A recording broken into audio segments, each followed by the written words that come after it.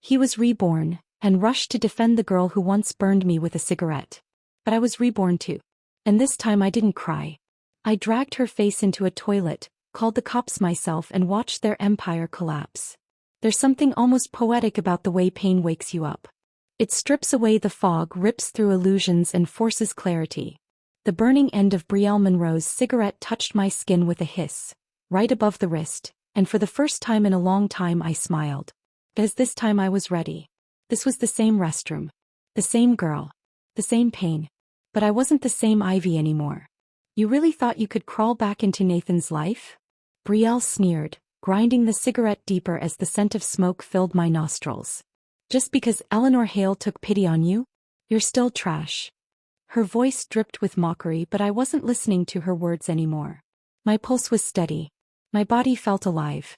Because this was the moment I remembered. I'd been here before. In my past life I stayed quiet. I endured. I bled behind locked doors and smiled in public. But now I was reborn. I grabbed her wrist hard enough to make her gasp and twisted.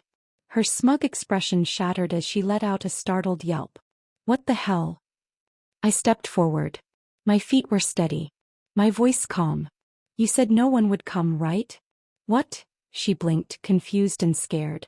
You had your people block the stairwell, I said again, tilting my head. So no teacher will pass by. She smirked through her pain. Obviously.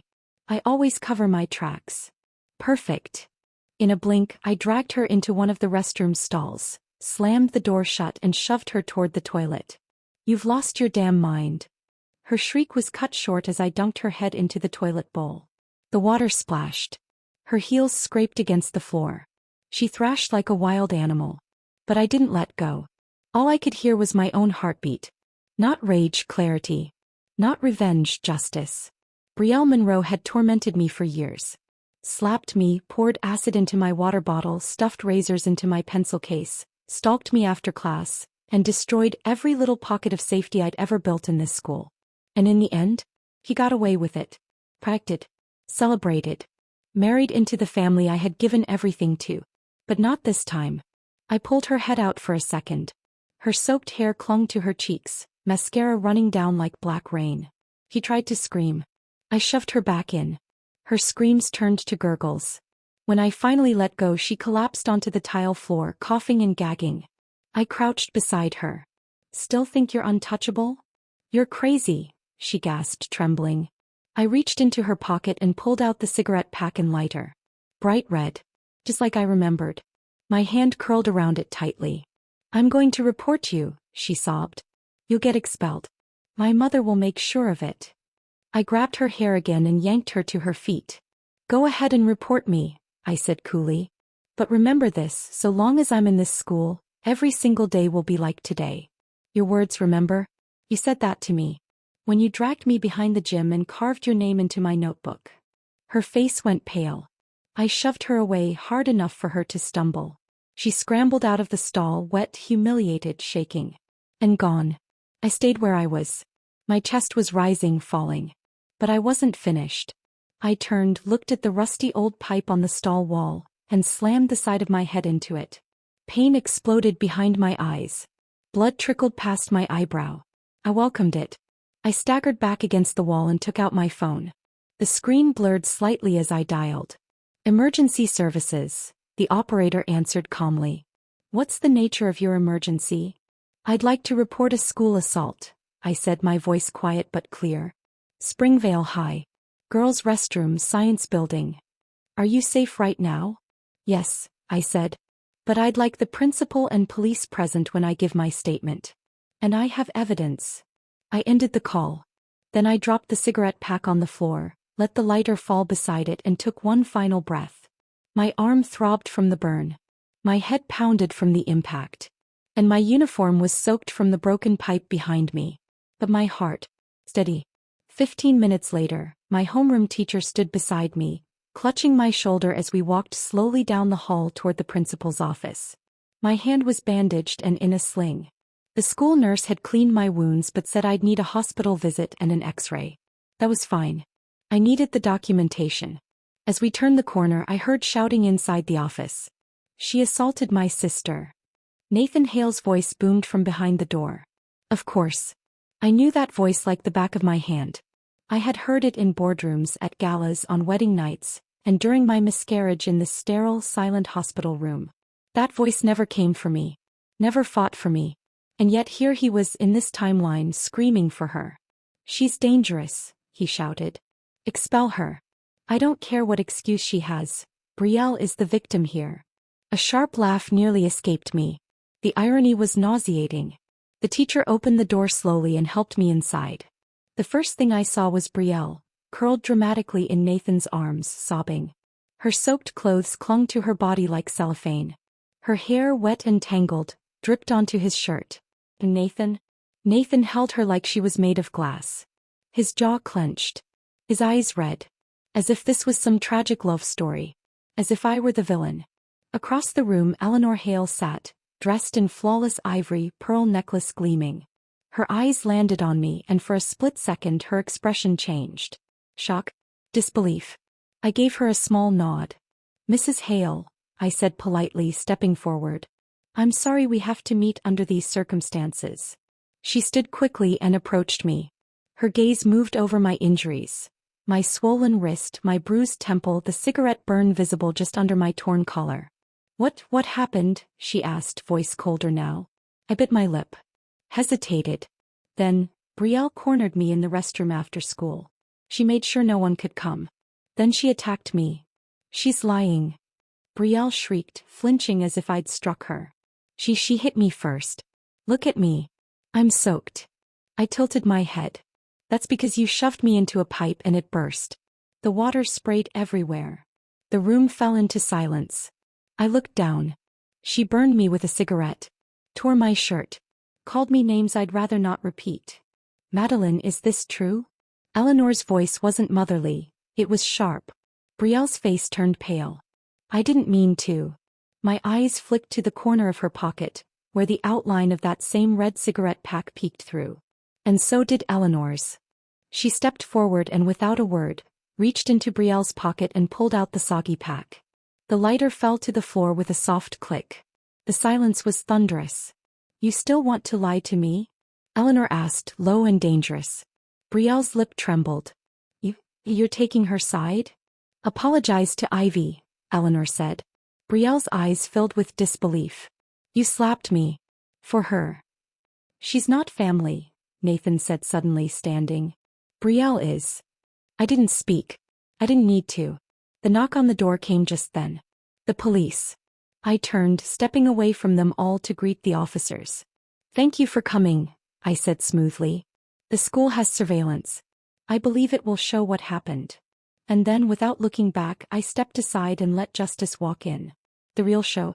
The moment the police stepped inside, the air shifted. Everyone stood, even the principal who had until now reclined smugly behind his desk. Eleanor Hale turned slightly, straightening her already perfect posture. Brielle whimpered, shrinking deeper into Nathan's arms. Nathan, red-faced and breathless, pointed at me like a prosecutor in a court drama. Officers, she's dangerous, he said. You need to take her away. She assaulted my sister. Calm down, the taller officer cut in, brushing past him. We'll hear all sides. We're here to review the incident and request any available school footage. But she's lying. Nathan continued, still breathless. This girl is manipulating all of you. She's done this before. I suggest you let us do our job, the officer replied, stone-faced. It was the first time Nathan had ever been told no so directly. His mouth opened but nothing came out. The officers turned to me next. Miss Ivy Chin? I nodded. Yes. You placed the emergency call? I did. I have visible injuries, I said quietly, holding up my bandaged wrist. I also request you check the camera mounted above the south entrance to the science building. It may have partial footage of what happened. The younger officer blinked. That camera's usually blocked by trees. Not in autumn, I said simply. The leaves fell last week. Eleanor's eyes flicked toward me. Her gaze was sharp now, calculating. She hadn't known about the camera. But I had. In my last life I learned about it years later. During a boardroom renovation proposal after I became CEO of Hale Corporation. I remembered every line of that building's blueprint. Every corner. Every blind spot. Every angle. This time I'd planned for all of it. The officers nodded and left briefly with the school's IT director to pull footage. The room sat in tense silence. Brielle sniffled. Nathan glared. Eleanor looked at me as though trying to peer into a locked vault. And I kept breathing. 10 minutes later, the officers returned with a laptop. They set it on the table, turned the screen, and hit play. The footage began. A wide-angle view from above the back stairwell. Faintly, through the now bare tree branches, we could see the side of the science building. A window. The edge of the girls' restroom. It wasn't a perfect shot, but it was enough. A flash of red, Brielle Monroe's cigarette glowing in the fading afternoon light, pressed toward something below the window frame. Her face. Her movement. Her smile. That was all. Nathan leaned forward, squinting. The footage rewound. Played again. And again. It's not clear enough, Nathan stammered.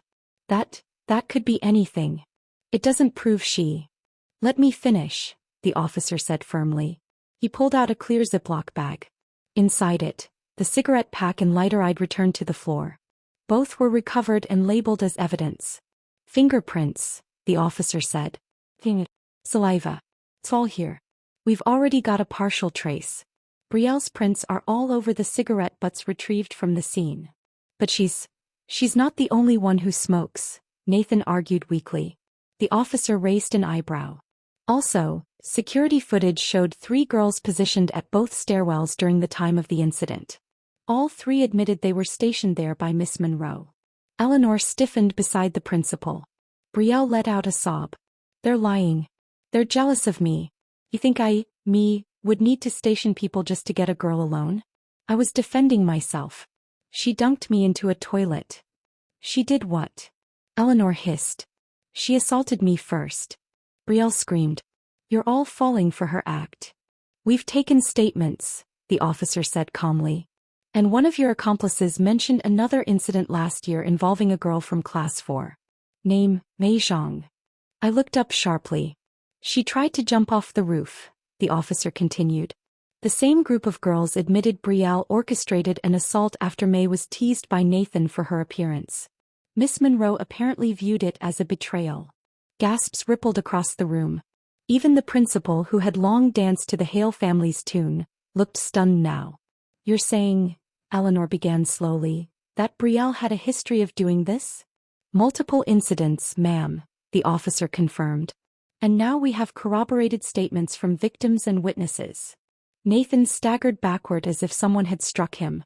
He looked at the laptop. At me. At Brielle. Then back again. No, he whispered. No. This can't be real. He turned to Eleanor. Mom, tell them. Tell them it's not true. Brielle wouldn't. Eleanor was silent. Brielle started sobbing louder, pushing herself off the couch and crawling toward Eleanor on her knees. Aunt Eleanor, they're twisting things, she begged, mascara streaked across her cheeks. I didn't mean to, I was just scared, Olivia was threatening me. My name is Ivy, I said quietly. I never laid a hand on you until after you branded my skin. Brielle lunged toward me, eyes blazing. You ruined me. You manipulated everything. One of the officers stepped in, handcuffing her swiftly. That's enough, he snapped. Brielle shrieked. I'm going to sue you, you little orphan freak. You think you can destroy me? Just wait. She was dragged out of the room, still screaming. Nathan stood paralyzed, staring at the empty doorway she'd been yanked through. Then slowly, his knees buckled. He sank to the floor, hands gripping his hair, eyes wild. How could this be happening? No one spoke. Eleanor remained seated, elegant and untouched, her gaze fixed firmly on the wall, emotionless. I didn't move. Let them spiral. Let them feel the weight of what they'd built. The lies. The favoritism. The silent enabling. This was their mess. I had simply pulled back the curtain. The officers gathered the evidence and left shortly after. The principal began murmuring something about formal disciplinary reviews, external hearings, school board statements, and media risk management. I tuned it all out. Nathan finally lifted his head. His face was pale. Bloodshot eyes locked onto mine. It was you, he said, voice hoarse. You planned all of this. I raised an eyebrow. What exactly did I plan? I asked softly. Did I light the cigarette? Call in accomplices? Station girls at stairwells? Dunk myself into a broken pipe? He didn't answer. Because he couldn't. Brielle burned me, I said, stepping toward him. She called me names. She stalked me. And in my last life, you stood right there and did nothing. His eyes widened. That last part had slipped. But I didn't care anymore. Let him wonder. Let him squirm. I just wanted the truth, I said. Then, without waiting for permission, I turned and walked out of the principal's office. The hallway outside was empty, quiet, like the eye of a storm. I looked up through the windows at the golden sky. Autumn light poured in like fire through stained glass. In my old life, this day would have destroyed me. But this time, it had freed me. Let the world fall apart behind me. I was just getting started. When I stepped out of the principal's office, I didn't feel triumphant. I didn't feel vindicated. I felt quiet. The kind of quiet that comes after a thunderstorm, when the sky is too exhausted to rain anymore. I walked down the hall slowly, the sling holding my arm still tight, the bandage on my temple slightly damp from where it pressed against my skin. Behind me, Brielle was screaming. Nathan was crumbling. Eleanor was calculating. But I was done. For today. The next morning, my homeroom teacher called me in before the first bell. Her face was stiff, lips pressed into a line as she shut the door behind us. Ivy, she said gently, I've been asked to inform you that your financial aid has been revoked. My stomach didn't drop. Not even a flutter. Effective immediately, she added. Also, the school board is now requiring all tuition fees for your final year to be paid in advance. There was Eleanor's move. I nodded slowly. How much? Springvale's tuition is $15,000, she said. You received a scholarship and merit-based funding this year, but without the aid, you'll need to pay the full amount. I understand, I said. Sorry, Ivy, she whispered. This wasn't the school's decision. I smiled faintly. I know. It's Eleanor Hale's. The teacher's eyes widened in surprise, but I didn't elaborate. She didn't need to know that Eleanor Hale had summoned me to her private sitting room the night before. It had been just the two of us. The room was drenched in candlelight and old perfume. I sat across from her on a velvet chair, my injured arm resting in my lap, my tea untouched. I don't like my family's name in police reports, she'd said coolly. I didn't respond. I believe in consequences, she continued, but not in scandal. You've already humiliated Brielle publicly. Isn't that enough? I stared at her calmly. She set down her teacup with a soft clink and leaned forward. I'll give you $1 million, she said. Sign a leniency agreement. Drop the charges. Make this disappear. I let out a soft laugh. Not polite. Not cruel. Just honest. $1 million. I repeated. She raised an eyebrow. That's more than generous for someone in your situation. I shook my head. I'd pay $1 million of my own money just to watch her rot behind bars. Her smile vanished. What happened to you? She said sharply. You used to be obedient. Quiet. Grateful. You used to pretend to be kind, I replied. The air turned icy. She leaned back in her chair, fingers curling around the porcelain edge of her cup. I'm very disappointed in you, Ivy, she said coldly. I tilted my head. Likewise. By lunchtime that day, the news had spread. Ivy Chin had lost her scholarship. Whispers floated across the hall like ash in the wind. She's going to have to drop out. She doesn't even have parents, right? No one to pay for her. How embarrassing. I ignored them all. They didn't know me. They didn't know what I had in my head. What I'd built once and would build again. That evening, I sat at my rented desk in a dingy internet cafe downtown, the walls stained with smoke and instant ramen. It smelled like desperation and potential. My cast sat on the table beside me while I typed with my good hand, pain flaring up my spine every few minutes. But I didn't stop. Because I could still see it all, the future I once lived. In my past life, I'd led one of the top 10 tech firms in the country. I had turned a floundering software group into the empire that became Hale Systems. But not anymore. Hale was Eleanor's name. Not mine. And I had no intention of handing her my legacy this time. I wrote 3 algorithmic models over the next 7 days. All built from the same theoretical core that had once taken me a decade to master. On the 8th day, I saved them to a USB drive and boarded a crowded bus to Startup Village, the underground tech zone on the city's edge. There, hidden behind a crumbling gray building, was an office that looked like it belonged to a laundry service. Rusted iron doors. Faded windows. No logo. But I knew what was inside. In my past life, this place had housed one of the most brilliant minds I'd ever met. Lucas Reed. He was a coding prodigy with zero social skills, terrible posture, and a genius understanding of natural language search logic. He was also the man whose work had been overshadowed and buried because his product launched too late. I wasn't going to let that happen again. I knocked once. No answer. Twice. Still nothing. Then I banged loudly. Finally, the door creaked open, revealing a tall, unkempt guy with wild curls and eyes like thunderclouds. "What?" he said flatly. "Lucas Reed." He blinked. "Who's asking?" "Ivy Chin. I have something you need." He looked me over once. "You're a teenager. And you're a man-child running a multi-million-dollar algorithm on a PC that still runs Vista." His eyebrow twitched. I held up the USB. "These are 3 of the 5 core language models you've been missing. I can write the other 2. But I want terms." Now I had his attention. 10 minutes later, I was seated on a lopsided couch inside his cluttered lab, across from his only other teammate, a round, excitable guy named Theo who looked like a roly-poly in a hoodie. Theo plugged in my USB. "This is a joke, right?" he muttered. "She looks like she just passed midterms." "Shut up and run the code," Lucas said quietly. Theo sighed, double-clicked the file. We waited. 10 seconds. 15. Then, "Oh my God," Theo whispered. Lucas stood up. "What?" "It works. Lucas, it works. Deployment time just dropped to 8 minutes. Theo started laughing. "I thought it was broken, but it's running like a dream." Lucas stared at me like I'd grown a second head. "What about cross-platform compatibility?" he asked. "No issues," I replied. "It runs on Windows, Linux, and MacOS." Silence. Then Lucas let out a breath. "We could launch in 3 months. You'll have competition by then," I said calmly, biting into the cream bread Theo handed me. "That international engine? It goes public in 3 months. You want first-mover advantage? Launch in 2. Impossible." "Not with me," I said.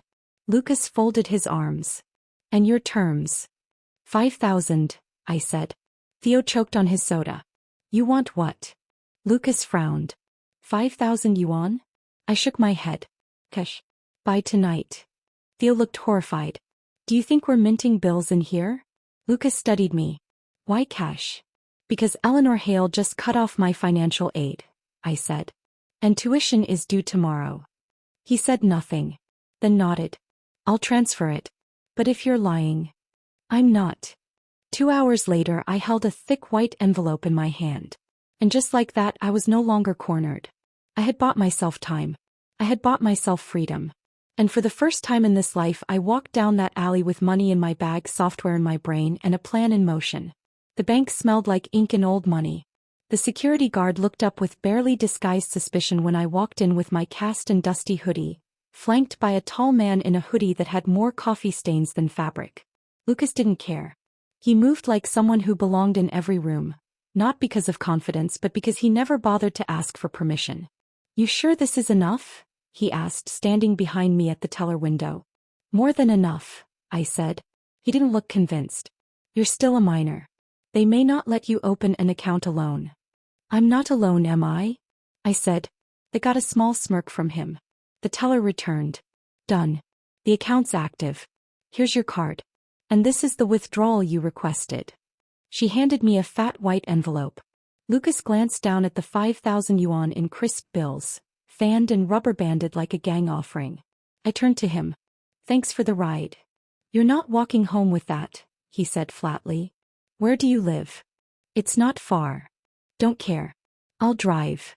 Before I could protest, he was already striding toward the Ferrari parked outside. Fire-red and sun-drenched, it looked like a misplaced dream on a cracked sidewalk. "You're joking," I muttered when he popped open the door. Lucas shrugged. "Not mine. It's my investors." I borrow it when I need people to take me seriously. They know. He slid in and started the engine. They will when they see the parking tickets. The alley where I lived was a tangle of clotheslines, leaking pipes and plastic stools where the neighborhood aunties lounged like sentries.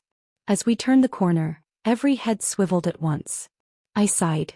You're about to make headlines in someone's group chat. Lucas grinned. Happy to oblige. He pulled the Ferrari right up to the curb, the sound of its engine rattling tin windows. Before I could stop him, he stepped out, popped the trunk and began unloading. You brought groceries? I hissed. I got them for you, he said. Thought it might make things less awkward. Also, it keeps me from looking like your sugar daddy. God forbid, I muttered. Mrs. Liu, my landlord, emerged from her doorway like a vulture spotting roadkill. Ivy, she called, squinting. Who is that? Your boyfriend. Lucas snorted so hard he choked. Second uncle, I said quickly. He's on a business trip nearby. Just checking in. Lucas recovered fast. Yep. I was passing by and I heard my niece had a rough week at school. Thought I'd drop in. He grabbed a carton of eggs and handed them to her like a peace offering. For all the trouble, ma'am. Mrs. Liu's eyes gleamed. He's generous, huh? He's also leaving soon, I added. Lucas gave me a sidelong grin but didn't argue. He pulled out 2 crates of milk, a bag of vegetables and a gift pack of snacks with a grinning cartoon baby on the front. One by one the neighbors appeared, drawn by curiosity and the promise of free eggs. Within minutes, the Ferrari was surrounded by gossip, questions, and the sounds of peeling tape as Mrs. Liu opened the gift box right there on the steps. I finally shoved Lucas toward the door. You need to go before they start asking if we're secretly married. Relax, he said, still grinning. You handled it well. Even I started believing I was your uncle. I held up the eggs he hadn't given away. Payment for your performance. He ruffled my hair. Take care of yourself, kid. Scram, second uncle. He turned to leave but hadn't made it 5 steps before someone yanked him back by the collar. Lucas stumbled, instantly alert. What the? My stomach turned. I didn't have to look. I already knew. Where is she? Nathan Hale's voice barked. Lucas twisted away and shoved him back instinctively. Nathan stumbled 2 meters before catching his balance, looking disheveled and unhinged. The alley fell silent. He hadn't expected an audience. Who the hell are you? Nathan demanded, glaring at Lucas. Lucas turned to me. You know this guy? I sighed. Unfortunately. Mrs. Liu gasped, recognizing him. That's the boy from the Hale family, isn't it?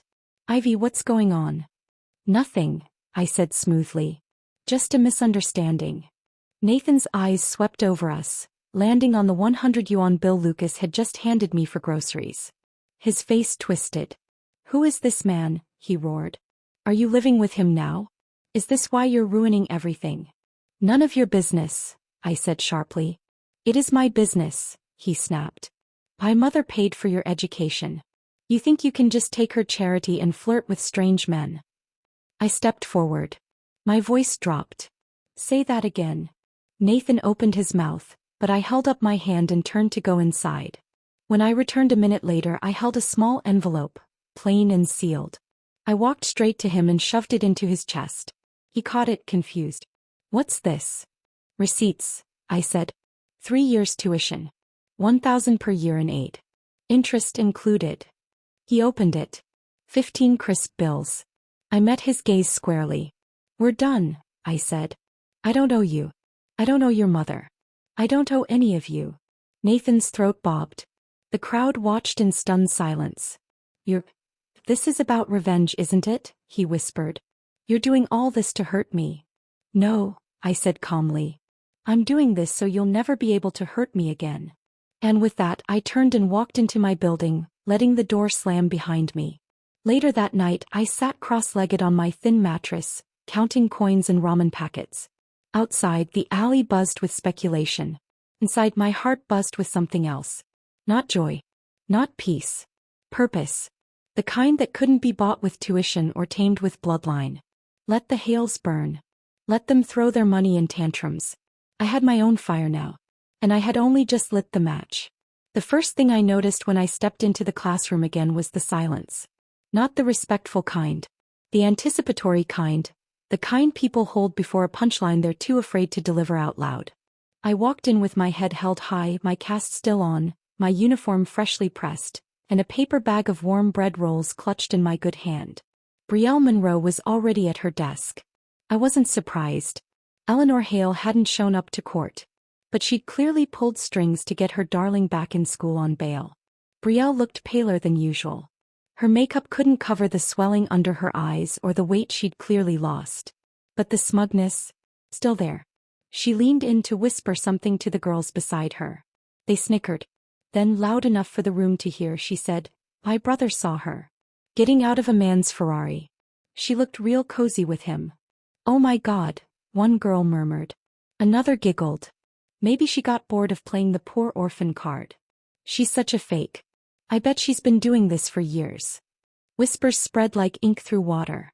Fast. Uncontrollable. I didn't look at her. I walked calmly to my seat and set down my bag. My desk mate, Clara, shifted awkwardly, clearly torn between curiosity and guilt.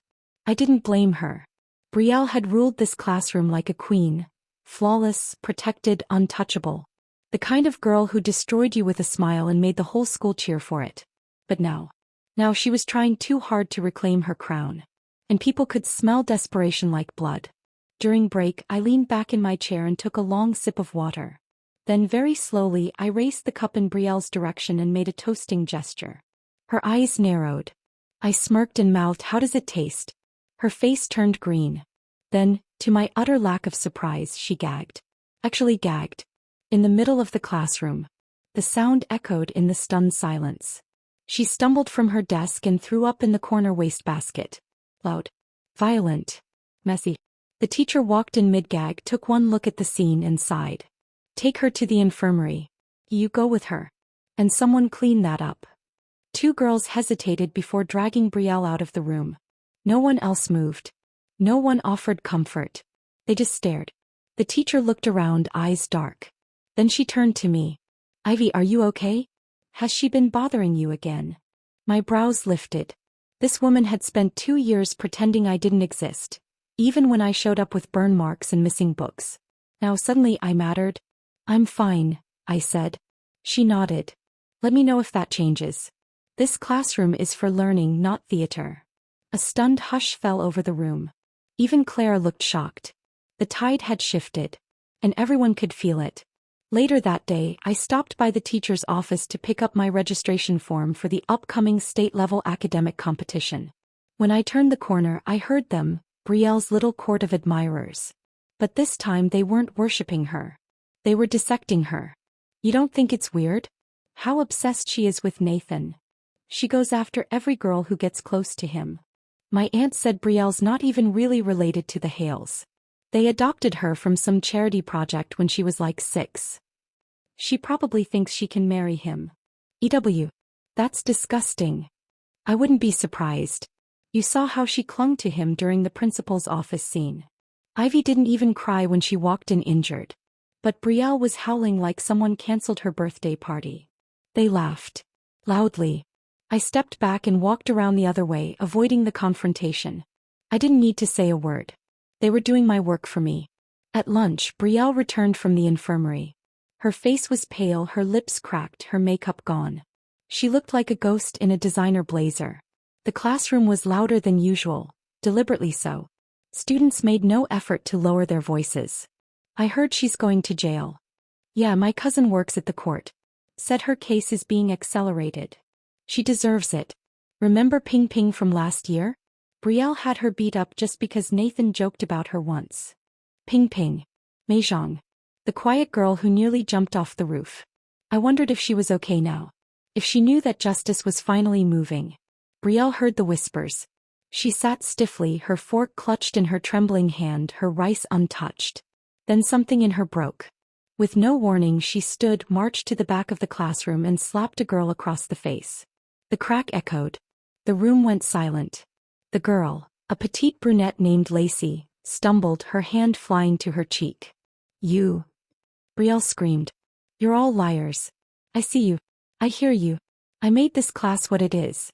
I was protecting Nathan. I was protecting everything." She didn't get to finish. 3 girls, her former allies, stood up together. "You need to sit down," one of them said. Another cracked her knuckles. "Or what? You'll burn us too." Belle blinked, uncertain. "You really think you're still queen?" the third girl said, stepping closer. "Look around, Belle. No one's scared of you anymore." Lacey recovered and said nothing, just reached forward and pulled Brielle's ponytail. It was the spark that lit the fuse. Within moments, Belle was being dragged down the hallway toward the restroom, the same one where this all began. The classroom erupted. Students followed, phones raised, laughter echoing through the walls. I didn't move. I just sipped my water and listened. Shrieking. Crying. A scream. A thud. No one stopped it. No one cared. Brielle Monroe had lost her crown. And the wolves she'd once led? They were hungry. She came back 20 minutes later. Hair tangled. Shirt wrinkled. Face blotchy. She didn't look at anyone. Didn't speak. Just sat. Her hands trembled as she reached for her pen. No one offered her tissues. No one acknowledged her return. The queen had fallen. And there was no throne waiting. The teacher walked in and called my name. "Ivy Chin, come see me after class to confirm your competition slot." I nodded. She smiled at me. And just like that, in front of everyone, she picked a side. Not the Hales. Not the powerful. Me. I leaned back in my seat and watched the golden light spill across the classroom tiles. The burn on my wrist had scabbed over. My cast still ached. But I was healing. Not just from what was done to me, but from who I used to be. This world didn't belong to queens. It belonged to survivors. And I was still standing. I won the state competition with my right arm still in a cast. The trophy was absurdly large. Gold plastic wrapped around a steel rod, nearly as tall as my desk. It gleamed under the classroom lights like a weapon. When the judge handed it to me, he said, "You're quite something, Miss Chin. The highest score we've seen in 5 years." I thanked him politely, but I barely registered the applause. All I could think about was how different this moment felt compared to the last time I held this same trophy. In another lifetime, when I was married into the Hale family and the win had been dismissed as expected. This time I was no one's prize. And yet, everyone was watching. The local media picked up my win by the next morning. A photo of me in my school uniform, right arm wrapped in bandages, standing on stage with the trophy in one hand and a quiet expression on my face. Caption read, "Injured scholarship girl wins state math championship. Who is Ivy Chin?" I almost laughed when I saw it. That was the first time the world said my name without attaching someone else's to it. No longer Eleanor Hale's ward. No longer Nathan's fiancée. Just me. Lucas saw the article before I did. "Congratulations, genius," he said as he walked into the cafe we always met at. He dropped a box of steaming dumplings in front of me. "You broke the server traffic." "I'm not a celebrity." "Not yet," he said, grinning. "But it's coming." He was right. That same afternoon, 3 tech bloggers messaged his company asking about the girl in the photo. 2 wanted interviews. 1 wanted to offer me a scholarship directly. Lucas rejected all of them on my behalf. "You don't need that kind of noise right now," he said. "But it's good PR for the company." "We'll be fine," he said. "You're not my mascot.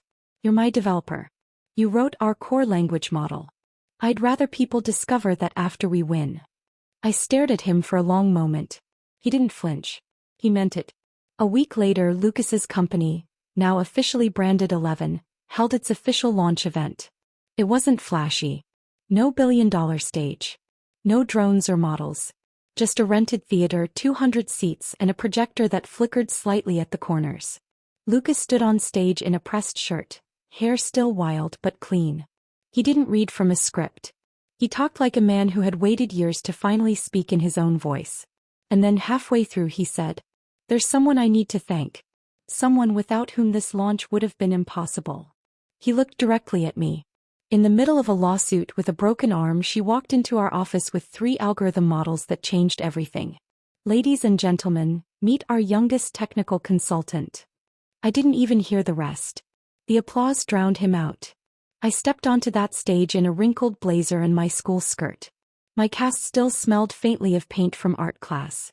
I held my math trophy in one hand and the mic in the other. I wasn't supposed to say anything. But then I did. I grew up believing silence was safer than truth, I said quietly. Then someone burned me. Literally. And I realized the only person who could protect me was me. The audience didn't clap right away. They listened. And that was better. By the end of my short speech, Lucas's startup had gained 3,000 new followers and 500 early beta signups. By nightfall, it was on the front page of 3 major tech sites. Naturally, the media started digging. It didn't take long before someone made the connection. Ivy Chin, the injured girl genius behind a new Chinese-language search engine, was the same Ivy who had filed a criminal case against Belle Monroe, the adopted daughter of Hale Group chairwoman Eleanor Hale. The headlines came fast. Scholarship girl sues elite heiress. Then launches tech company? David and Goliath, the teen math prodigy versus the Hales. Beneath the pearls, the real face of Eleanor Hale? And Eleanor? She didn't respond. Which only made it worse. When a journalist cornered her at a gala and asked if she planned to support Brielle's legal defense, Eleanor replied coldly, "I choose to focus on my company, not scandal." It was the nail in the coffin. Public opinion shifted violently, the powerful matriarch discarding her daughter figure the moment she became a liability. Behind the scenes, Eleanor was scrambling. Nathan, reborn just like me, must have remembered Lucas's company from our last life. Back then it failed. So this time he'd advised Eleanor to invest early in a foreign search engine that was set to launch in 3 months. Hale Group poured millions into it. But what they didn't anticipate was me. Lucas's version, the one I helped build, launched early and smoother. Within days, the competitor's stock price crashed. Investors fled. Blogs mocked Hale Group for betting on the wrong horse. Their liquidity dried up. Eleanor had miscalculated. And this time there was no one to take the fall for her. Back at school, Brielle grew quieter with each passing day. Word got out that Eleanor had stopped answering her lawyer's calls. Eventually, the court assigned her a public defender. Brielle showed up to class wearing the same hoodie 3 days in a row. No makeup. No accessories. Her hair tangled. Her expression hollow. She didn't cry. She didn't beg. She just faded. Like a monarch stripped of everything but memory. 1 week before the final court hearing, I stood outside the school gates with someone I hadn't seen in months. Mei Zhang. She wore a beige coat and a scarf that nearly swallowed her face. Her posture was hunched, her eyes wide. But when she saw me, she straightened. "I'm scared," she said softly. "I know. I still hear her sometimes. Her voice.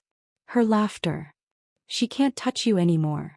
She looked at me and for a moment I saw something I hadn't expected. Not fear. Gratitude. "Will you come with me?" she whispered. "To court." I nodded. Every step. The morning of the trial, I wore my cleanest uniform and tied my hair back neatly. I wasn't there to win. I was there to witness. To sit beside a girl who'd once been voiceless and remind her, and myself, that we weren't powerless anymore. Justice wasn't fast. It wasn't glamorous. But it was coming. And I was ready for it. The courtroom smelled like varnish and nerves. The benches were packed. Reporters, school administrators, curious strangers, and a few familiar faces from my past life. Though I avoided all of them. I sat quietly beside Mei Zhang, who hadn't let go of my hand since we arrived. Her fingers were cold. Her knuckles white. She was trembling, but she was here. And that alone was a victory. Brielle Monroe sat at the defendant's table, head bowed, hair limp and unwashed. She wore a faded school sweater that hung off her frame like a borrowed identity. There was no makeup this time. No high ponytail. No haughty smile. Just silence. Her court-appointed lawyer flipped through notes. He didn't look at her once. The judge adjusted his glasses. "Let the record show that the defendant, Brielle Monroe, is charged with multiple counts of assault, conspiracy to cause bodily harm and defamation against multiple minors. The court has reviewed all submitted video evidence, eyewitness testimonies, and medical documentation." He paused. The room held its breath. "This court finds the defendant guilty on all charges." No one gasped. No one sobbed. The air simply thickened. For the severity of the offenses and the emotional and physical damage caused to the victims, the judge continued, and taking into account the defendant's age and absence of prior convictions, this court sentences Brielle Monroe to 6 years in juvenile detention, with the possibility of parole after 4. He struck the gavel. A sound that echoed like the breaking of a long, suffocating silence. Belle didn't cry. She didn't scream. She simply sagged in her seat as though the verdict had been a weight she had long expected. The lawyer turned to her. "We'll appeal," he whispered. Belle didn't respond. Cameras flashed. Reporters surged forward. Miss Chin, is it true you helped build the 11 search engine? Do you regret not settling privately with the Hales? What would you say to Eleanor Hale now? Lucas's voice cut through the noise like a blade. She has no comment. Back off. He had appeared quietly like he always did, suddenly and at just the right time. May stood beside me, still holding my hand. Her breathing was uneven. I didn't think I'd survive this, she whispered. You did. I don't feel brave. I turned to her. You showed up. That's more than most people ever do. Her eyes filled, but she didn't let the tears fall. Instead, she reached up and removed her cap. Then her face mask. In front of all the cameras. All the reporters. She stepped forward, trembling, and wrapped her arms around me. Flashbulbs exploded. I didn't hug her back immediately. I was too stunned.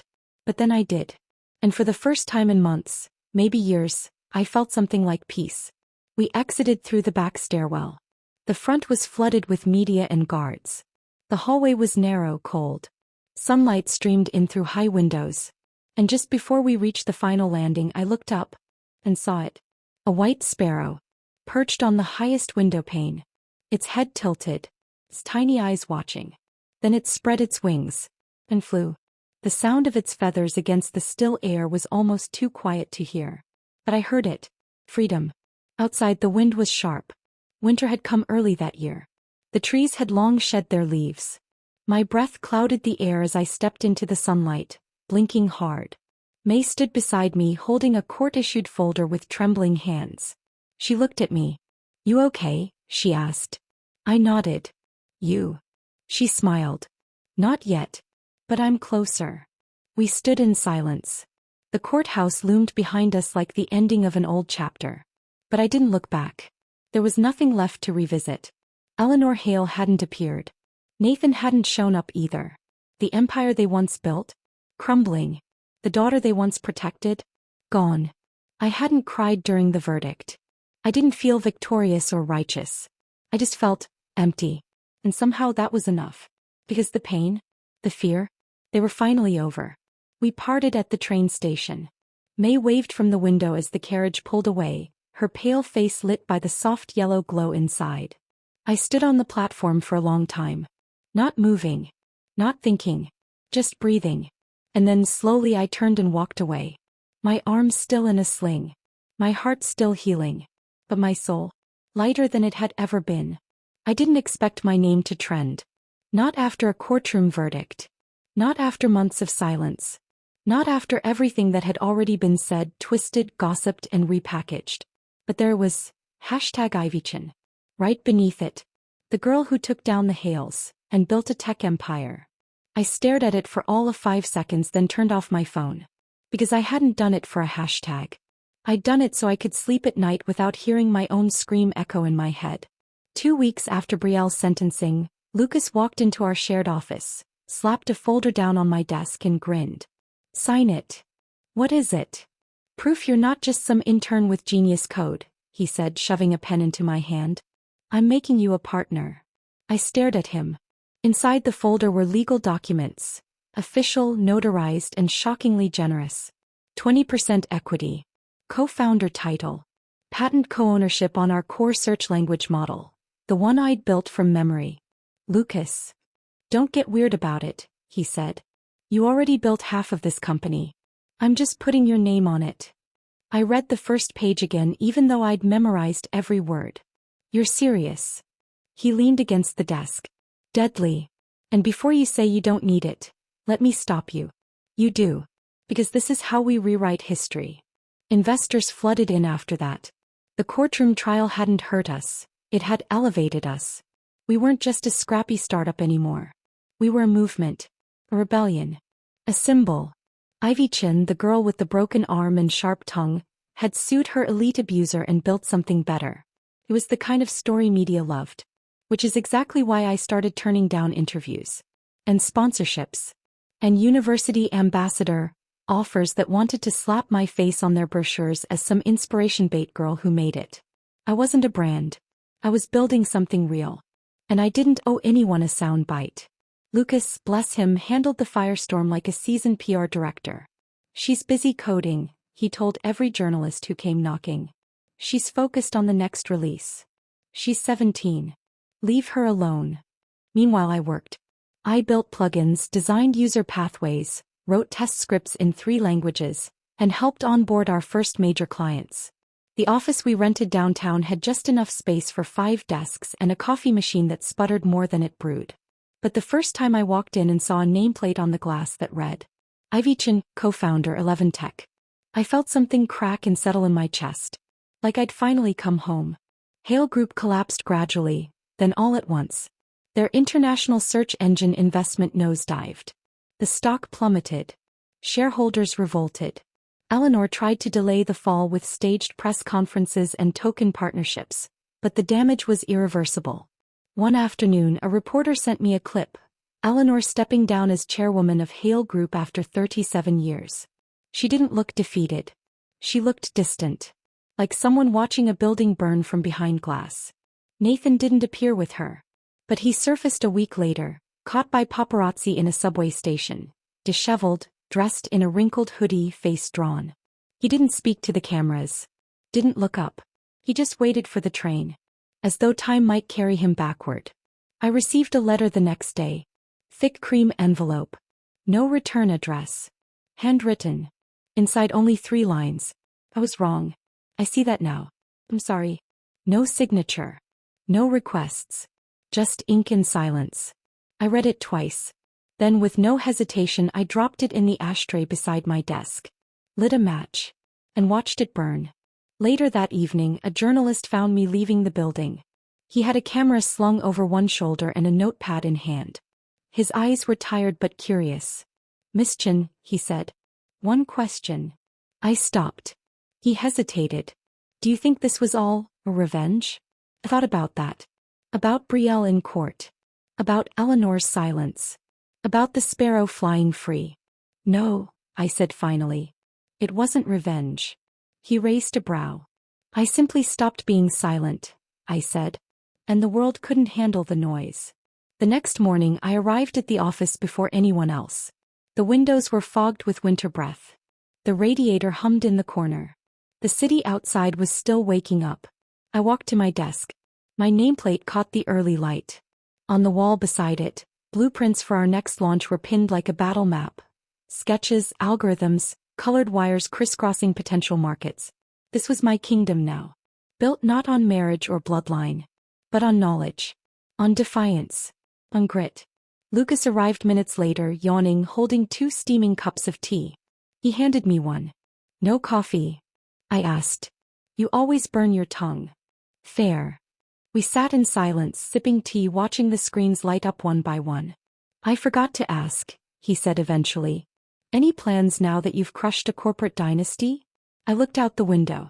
The sun was rising behind the buildings, flooding the skyline in orange and gold. I smiled. Yeah, I said. I think I'm just getting started. The end.